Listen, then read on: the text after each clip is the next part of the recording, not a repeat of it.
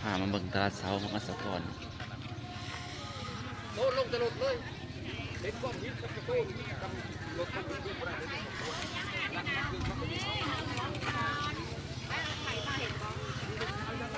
จะรถอยู่นั่นแหละรถบ่ว่างก็ง่ายใช้แต่ว่างมือล้างทางนี้มือไหนผ้าจัง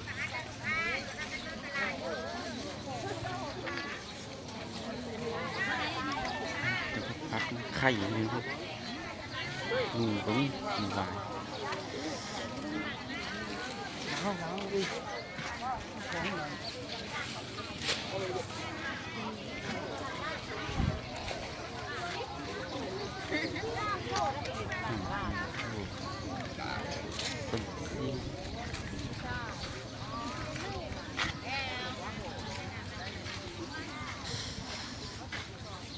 คนสีประมาณนี้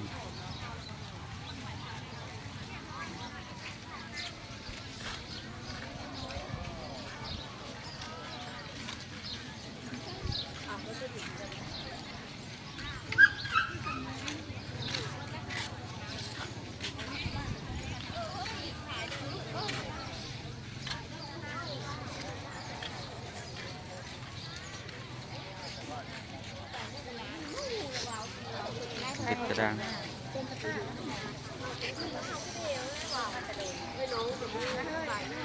คนก็ยังปลาไหลปลาเลิน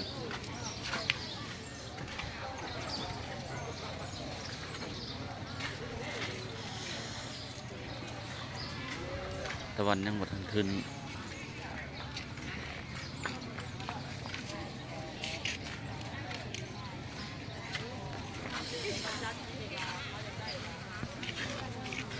นี่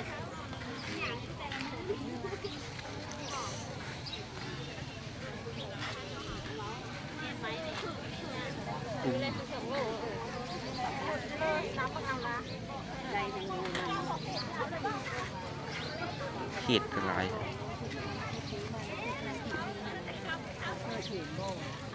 ได้ยินได้อีกอ่ะ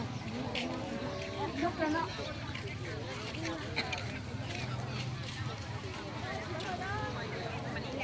งาก็ไม่มีเสียง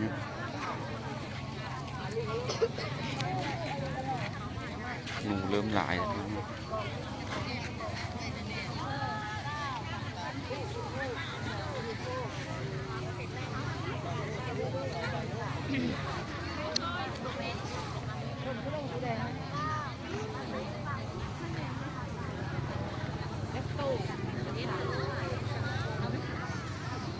เจ็ดตัวซ่าบูเดงกองสุภาพมือสองโลซ่า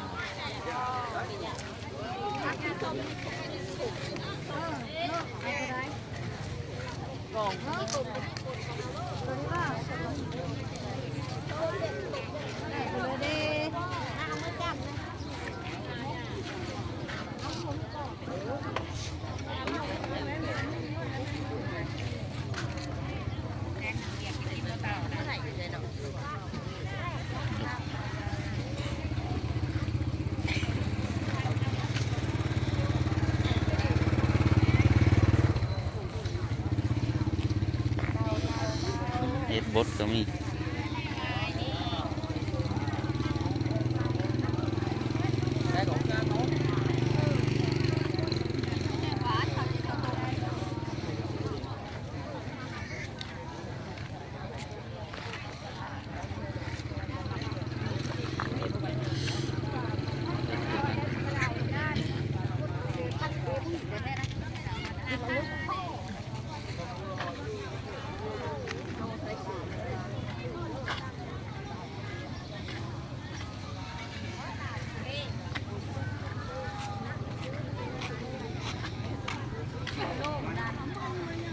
ดิสิพาไปเบิ่งสัตว์ป่า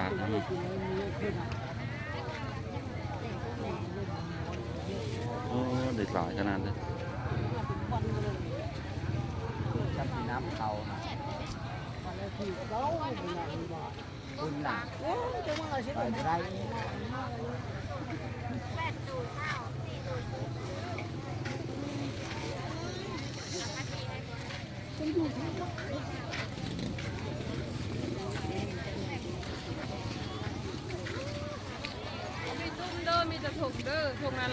เท่าตัวนี้ แต่ดุดไอ้นนท์ใครจะแต่เมนูวะก็ตัว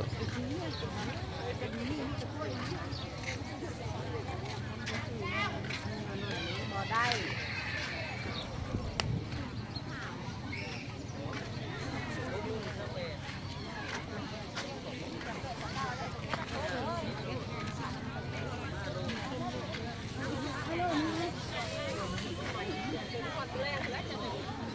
ตี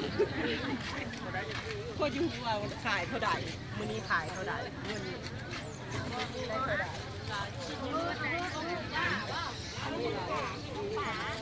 เทียส้มฟ้า นี่นะป่าน้ำไปเยอะกัน กระสิบประมาณนี้เนาะตลาดเมืองสะพรคนก็สิเริ่มหลายมาได้เลยนะพี่น้อง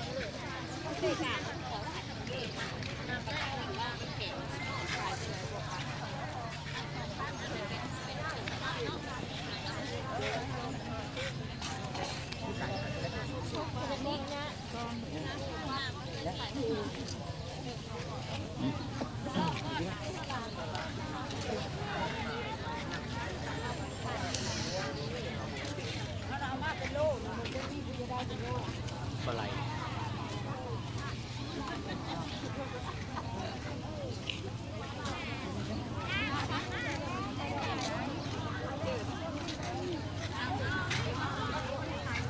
ปิง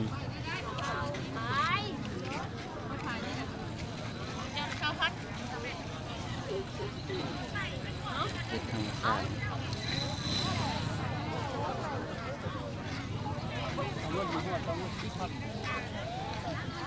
ครับแผนกพริกข้าวได้ขายจากนู่นแล้ว ได้ใคร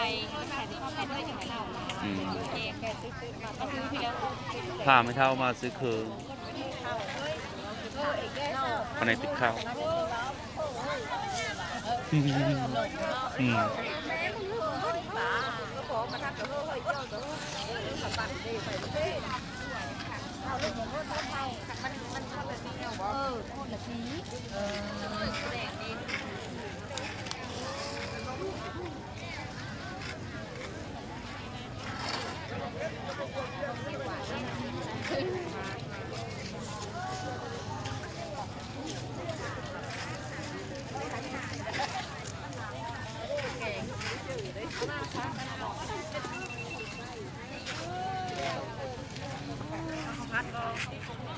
กล่องเท่าเลย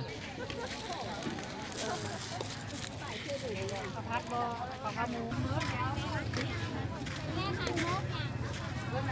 ปลานิ่นเริ่มปลานิ่นเป็นไงมุกเป็นยังแต่ข้าวบัวก็มุกเล่น งาด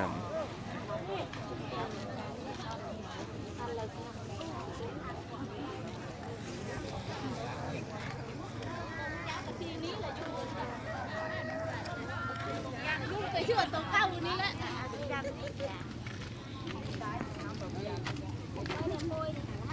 มาก็มาเลยนี่ำ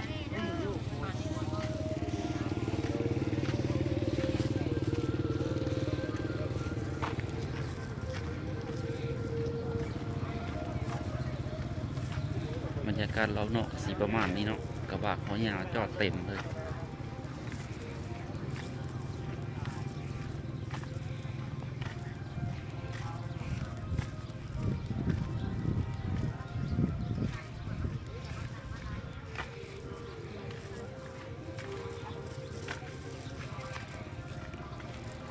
เจอคนหูจักเลยสิเอาไปทักทายไก่ก่อนจักบาท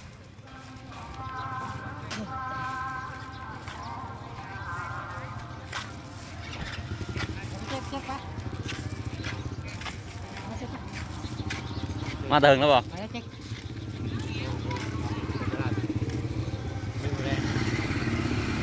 มาไปทำมาตลาด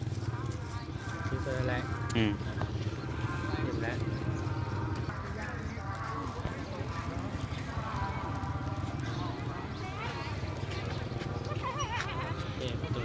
ซื้อหมูมือเล้งวะ